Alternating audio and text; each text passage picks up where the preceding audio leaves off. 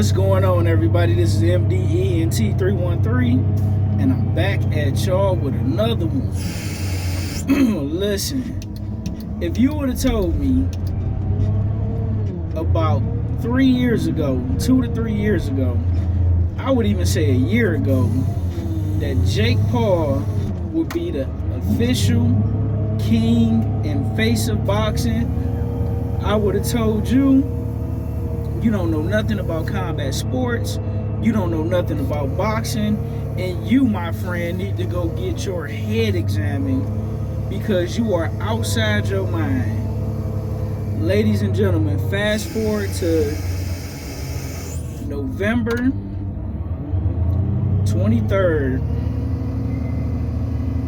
2024, or November 24th, November 2024, whatever the day is. Jake Paul is the unofficial king of boxing. And I'm not talking about king of the ring in terms of skill set. I'm talking about king of the ring when it comes to marketing, branding, promoting, and money making. He is the cash cow of boxing. He has unlifted and unseated Canelo Alvarez as well as Gervonta Tank Davis. You talking about a mastermind. You talking about the art of the deal, the art of war. You talking about the 48 laws of power. You seeing all of that in full effect with Jake Paul. And this guy is an absolute genius. Let me tell you, the way he marketed it, branded and promoted himself, and beat Mike Tyson specifically, got every single boxer wanting to fight him. That's number one. Number two, he got so many views and viewership and eyes on Amanda Serrano specifically because even though Katie Taylor may have won, Serrano is signed with Jake Paul, so everywhere he go, he take her the same way that Floyd Mayweather was doing Gervonta Tank Davis. The same way Floyd Mayweather did for Canelo.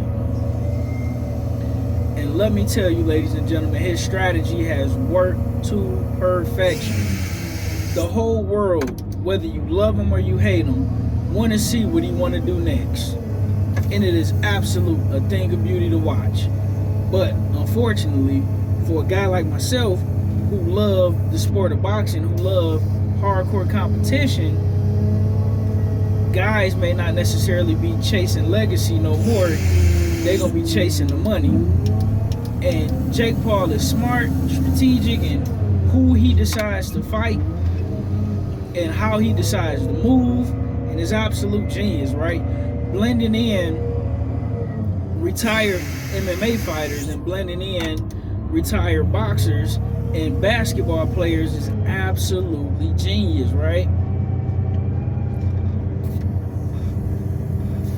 I don't know if he'll ever be ready for a Canelo Alvarez, a Dimitri Bivol, a Daniel Dubois, a Deontay Wilder, Anthony Joshua, guys anywhere between light heavyweight to heavyweight. That's big names. A Tyson Fury, a Usyk, anybody, right? David Benavidez, anybody. But it don't really matter. And to be honest with you, if I was making that kind of money, I wouldn't put myself in harm's way either. Especially if I know that people are just gonna buy, what I'm selling for just pure entertainment purposes. It ain't no way I'm getting in the ring with no killers like that.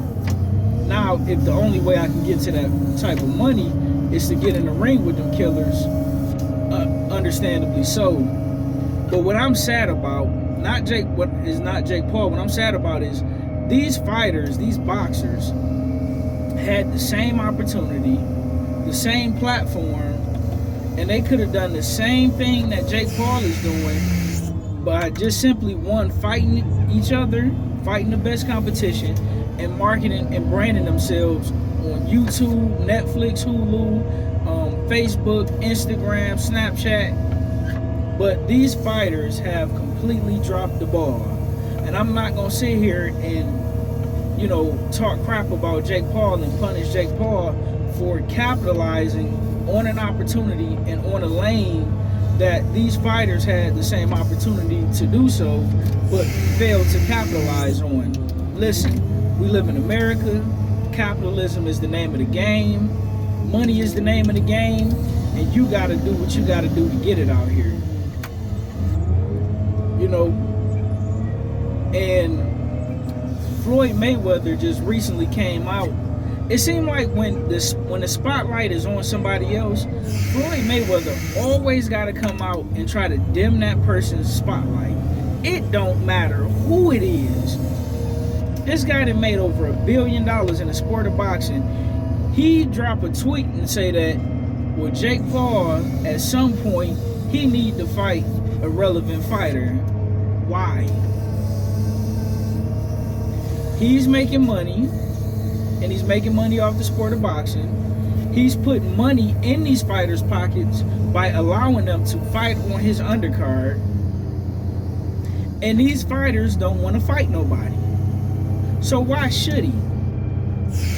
If we can't get Gervonta Tank Davis to fight Devin Haney or Shakur Stevenson or Teofimo Lopez or Keyshawn Davis, if it took us 5 years to get Errol Spence and Terrence Crawford, we never got Errol Spence versus Keith Thurman. We never got Deontay Wilder versus Anthony Joshua. Then why the hell do somebody that's not even in the sport of boxing need to fight a real boxer? For years, we tried to get Canelo Alvarez to fight Jermall Charlo back when they was on the up and up. Back when it was at 154. Never fought him. For years, we tried getting Canelo Alvarez to fight Demetrius Andrade. Never fought him when they both was in their prime and they both was on the up and up. For years, we tried getting Jermall Charlo versus Canelo Alvarez. It took for Jermall Charlo to be on a year layoff, coming off a hand injury, and for Canelo to move him up 2 weight classes, and years later to finally fight him. We've been begging for David Benavidez versus Canelo Alvarez for 2 years. We've been begging for Terrence Crawford versus Canelo Alvarez for 2 years since Terrence Crawford beat Errol Spence. We can't get that fight. If we can't get our own fighters, and I say our own because I love the sport of boxing, if we can't get our own fighters to fight each other, then why the hell do we need to get somebody that's not in the sport of boxing to fight real fighters just because they making some money and they making a name for themselves and they capitalizing off the sport of boxing where these fighters aren't capitalizing off the sport of boxing? For years, we tried getting Gary Russell Jr. versus Leo Santa Cruz. Never got the fight. For years, we tried getting Gary Russell Jr. versus Devin Haney or versus Gervonta Tank Davis. Never got it. So why? Why do he need to fight somebody when the fighters in the sport ain't fighting nobody? Look how many legendary fights that we wanted to see happen never happened. We wanted to see Mike Tyson versus Riddick Bowe. Never happened. We wanted to see Riddick Bowe versus Lennox Lewis. Never happened. We wanted to see Mike Tyson versus David Tua. Never happened. We wanted to see the Klitschko brothers fight each other. Never happened. So why? Why do he need to do it when ain't nobody else doing it? Don't make any sense. The only fighters who literally fought everybody was Roy Jones Jr. Floyd fought the majority of the people. I'm not going to hold him accountable for Prince Hassim Ahmed because he ducked Floyd Mayweather. And I'm not going to hold him accountable for Margarito because Margarito started getting destroyed. And Paul Williams got into a car accident. So I'm not going to hold Floyd Mayweather accountable for those because those are not his fault. We never got Sugar Ray Leonard versus Wilfred Benitez. Never got it. So why? We still haven't got